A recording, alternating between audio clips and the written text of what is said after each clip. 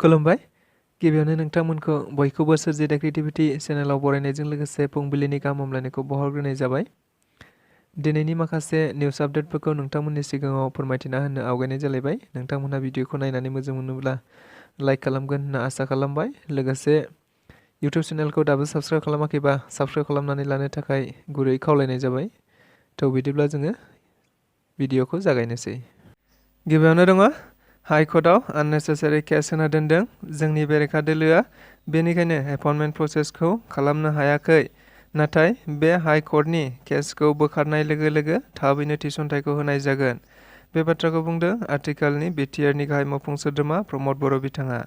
मिथिनाय बायदिब्ला दायो बिटिआरआव 3थि थाखो आरो 4थि थाखोआव फिक्स पेआव गोबां साख्रि मावबाय थानायफोरखौ बिटिआर सरकारा प्रसेसआव फैनो थाखाय बायबा लाफिननाय जागोन होननानै मिथिनो मोननाय जादों।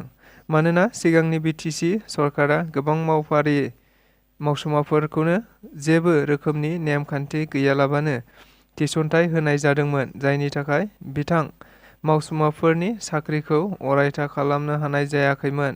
मख'जाथावदि बे बाथ्राखौ लानानैनो मैया दानि बिटिआरनि गाहाय मावफुं सोद्रोमा प्रमद बर' बिथाङा बुंदोंदि नेमखान्थि गैयालाबानो फिक्स पे साख्रियाव थिसननाय मावसुमाफोरखौनो नेमखान्थियाव फैफिननो एबा लाबोफिननो थाखाय बिसोरखौ बायबा आनजाद लाफिननाय जागोन।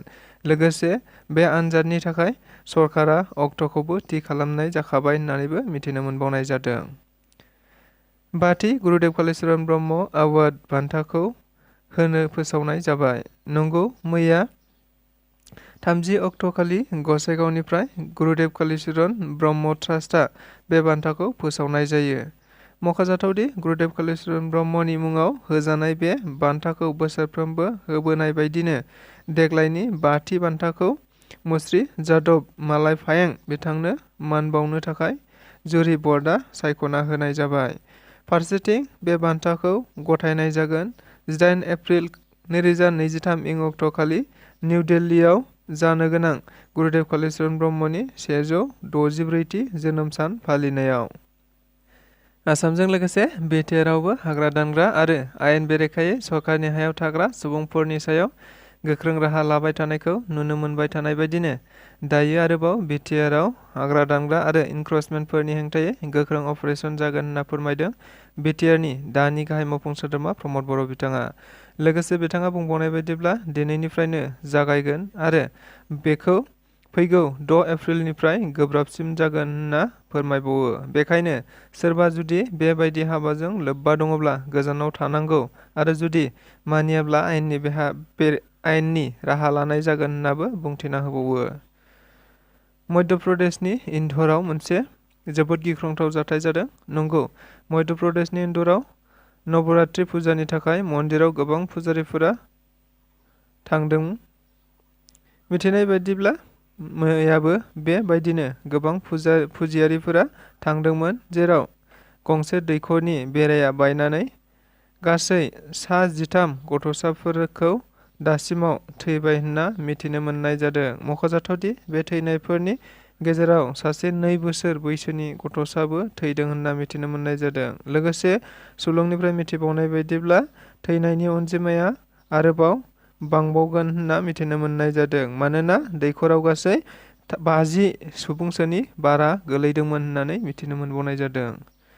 दिनै 31 मार्च एबा बड'फा उपेन्द्रनाथ ब्रह्मनि 67थि जोनोम सान एबा फरायसा सान। मख'जाथावदि देग्लायनि 31 मार्चखौ आसाम सरकारा दाखालि फोसावना होनाय बायदियै देग्लायनिफ्राय 31 मार्चखौ गासै आसाम नाङैनो सोलोंथायारि फसंथानफोराव फरायसा सान महरै फालिनाय जासिगोन होनना फोसावनाय जायो। मिथिनाय बायदिब्ला आसाम सरकारा सरकारि महरै गुवाहाटीआव थानाय शंकरदेव कलाक्षेत्रआव फालिनाय जागोन।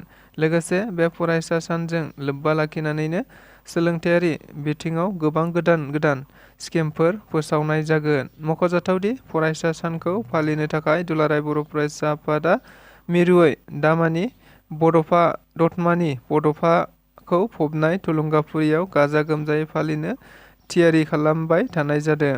बेखौनो दुलाराय बर' फरायसा आफादनि मानगोनां आफादगिरि दिपेन बर' बिथाङा फोरमायथिना होदों। बेजों लोगोसे दिनैनि रादाबा बेखिनियानो। गोजोन्थों।